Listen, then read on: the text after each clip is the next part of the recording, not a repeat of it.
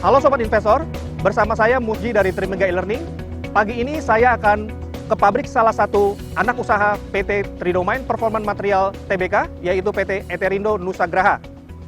Sebentar lagi saya akan berbincang-bincang dengan Bapak Jaka Lelana, selaku Direktur Plan PT Eterindo Nusagraha. Untuk lebih jelasnya, ikuti liputannya.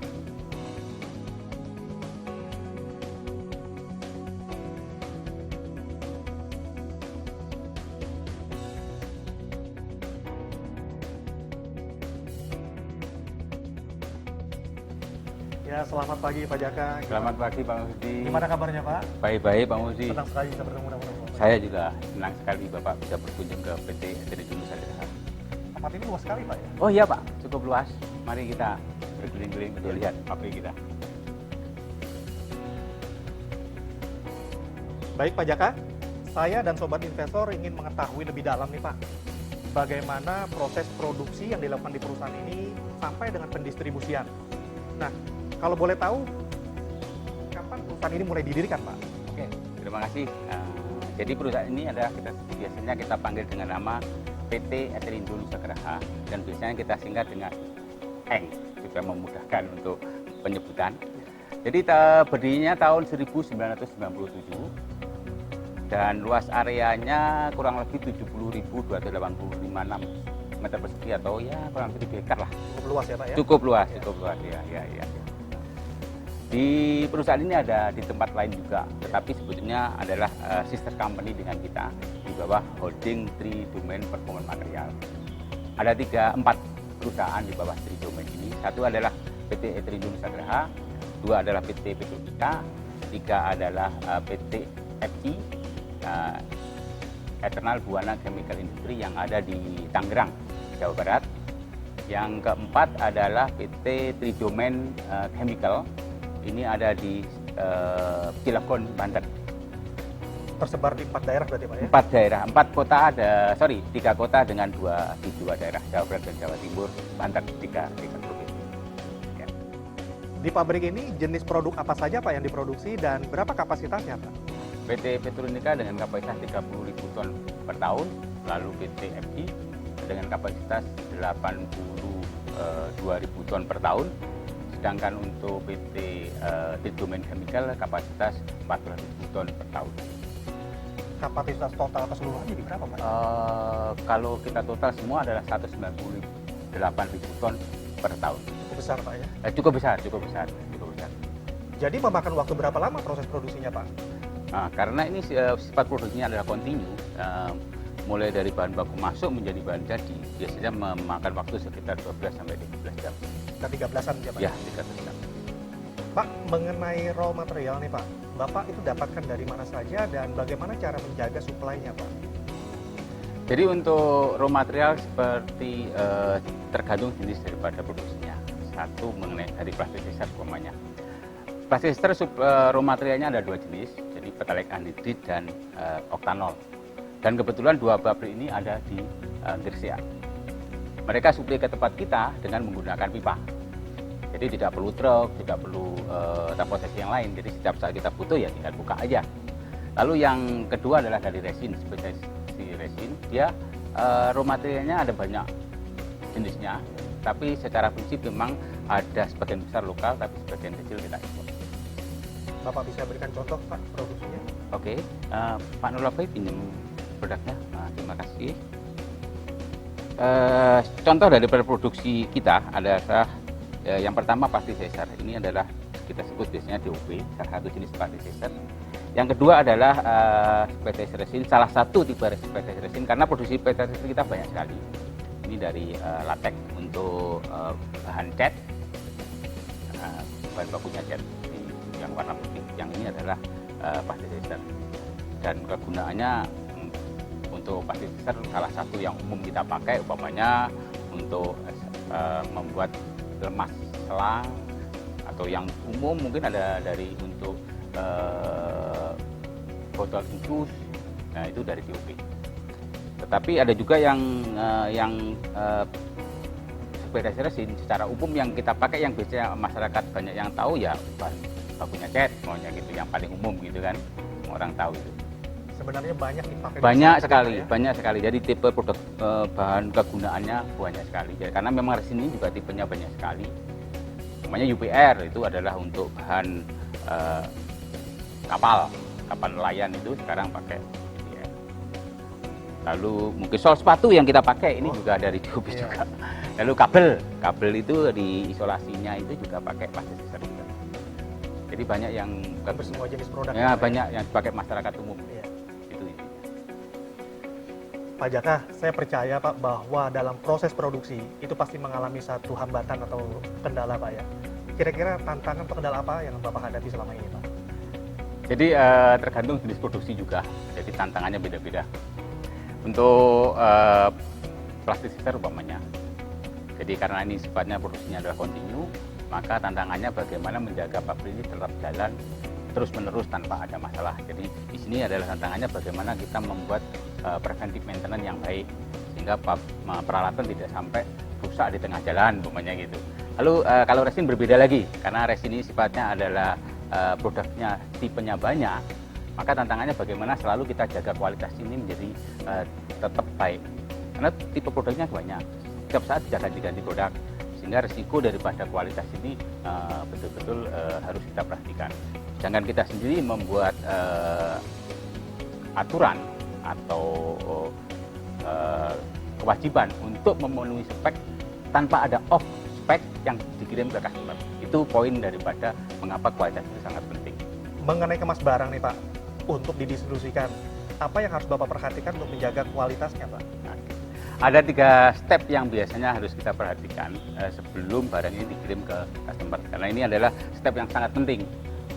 Sebaik apapun produk yang kita buat, kalau ternyata diterima customer dalam kondisi tidak sesuai harapan mereka, tentu itu tidak ada gunanya juga. Jadi pertama adalah barang yang produk yang mau kita isikan ke dalam kemasan, baik itu kemasan drum, kemasan tote atau kemasan tangki, itu harus memenuhi standar. Itu harus kita cek.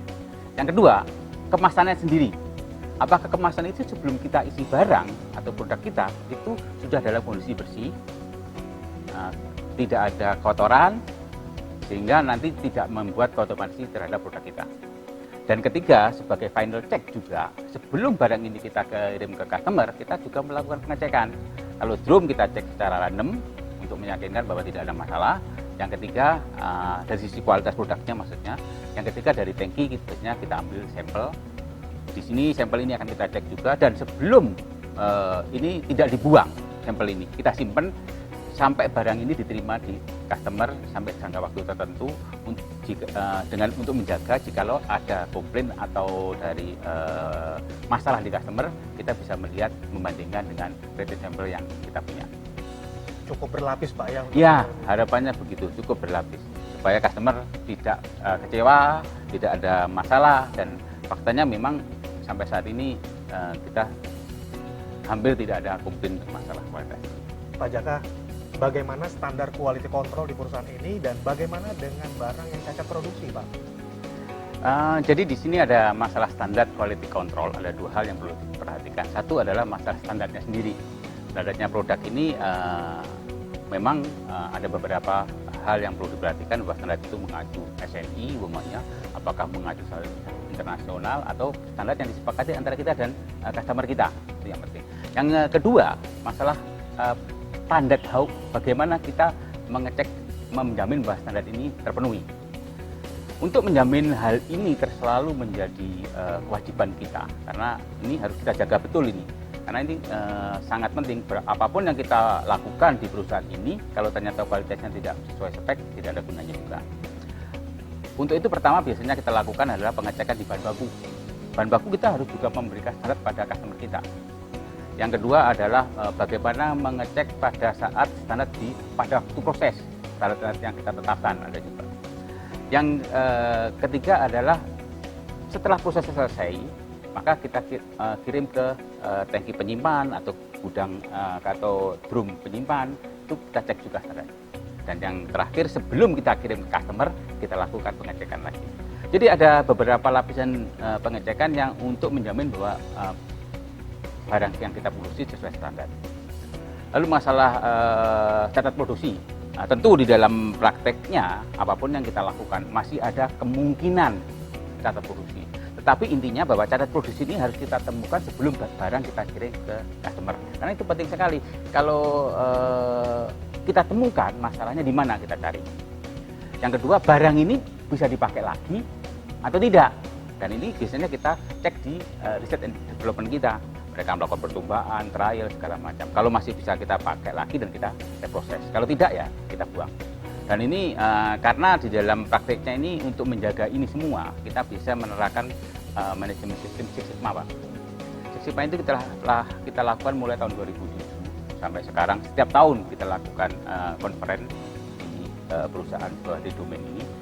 Salah satunya adalah masalah kualitas yang kita bahas. Six Sigma artinya bahwa di dalam 1 juta produk itu hanya diizinkan 1 kali fail. Itu yang bagaimana kita berusaha untuk menjaga kualitas produk. Pak Jaka, mengenai channel distribusi seperti apa ya Pak? Biasanya kita melakukan pengiriman untuk customer di daerah Indonesia Timur itu dari kita langsung menuju ke tempat customer kita. Tetapi untuk area Jawa Barat biasanya kita ada tangki di sister company kita di FG.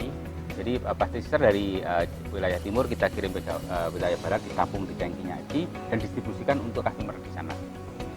Jadi tentu pengiriman ini tergantung masalah permintaan customer, bagaimana kemasannya, lalu kapan dia mau minta datang dan lain sebagainya. Untuk 1 kali pengiriman berapa waktu Pak? Tergantung customer lokasinya juga. Contohnya ada customer Surabaya, tentu dekat sekali ya, mungkin hanya beberapa jam aja udah nyampe. Tapi ada juga customer yang di daerah luar Jawa umumnya. Ini kasusnya lain karena harus rent kapal untuk pengiriman sampai di tempat mereka. Itu ada bisa beberapa hari. Dan juga ada ekspor juga. Kadang-kadang ini harus ada waktu yang berbeda. Gitu. Tapi poinnya adalah bahwa kita baik dengan cara kapal, dengan transportasi darat, lalu juga mungkin pakai tangki, pakai drum itu kita bisa layani semua. Pak Jaka, untuk di pabrik ini kira-kira ada berapa karyawan ya Pak? Total karyawan kita ada 90 orang. Jadi di situ termasuk bagian produksi, lab, maintenance, safety, keuangan, forecasting, marketing, dan general affairs termasuk personalia dan sebagainya. Jumlah karyawan memang tidak banyak karena memang pengurusan pabrik ini dilakukan dengan cara semi otomatis. Jadi semua indikasi, alarm itu masuk ke panel komputer, layar komputer, sehingga kita tahu ada masalah di mana sih dan perlu apa yang kita lakukan sehingga karyawan bisa minimize. Terus yang kedua bahwa cara kerja kita shift 24 jam. Jadi untuk produksi dan lab itu 24 jam, dibagi 3 shift dan 4 grup. Jadi ada 1 grup yang selalu libur.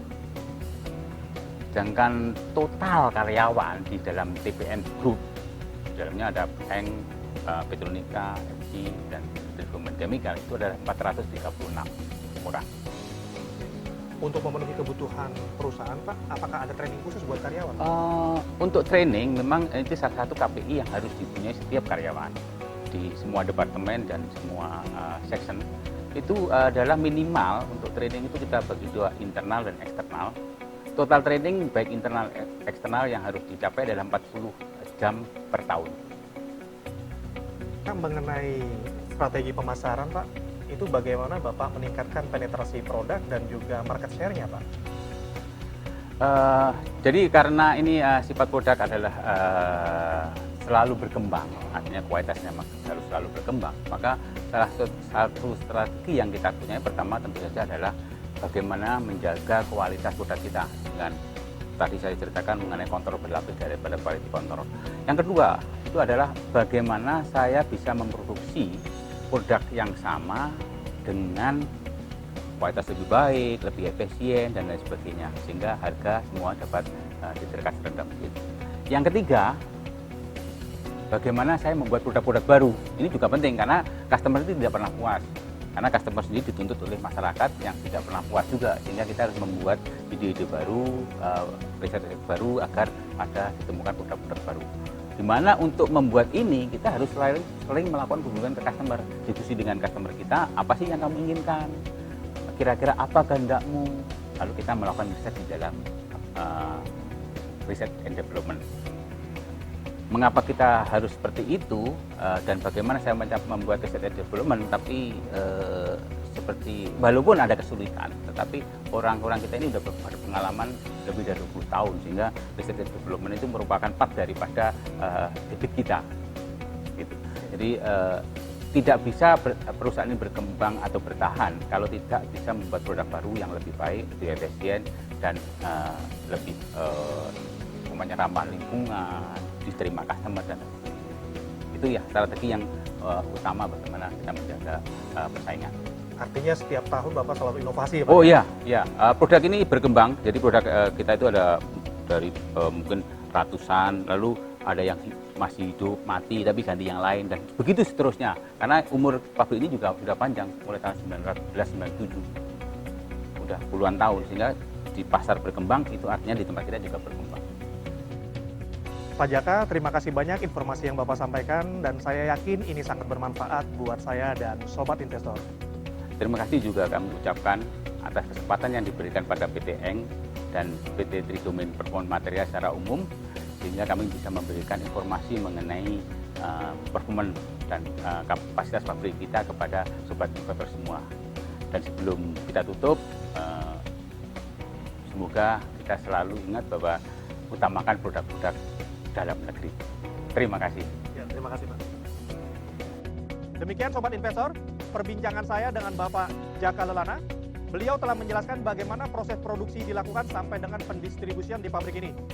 Saya yakin hal ini sangat bermanfaat buat Sobat Investor semua. Sampai ketemu lagi di episode selanjutnya. Salam investasi.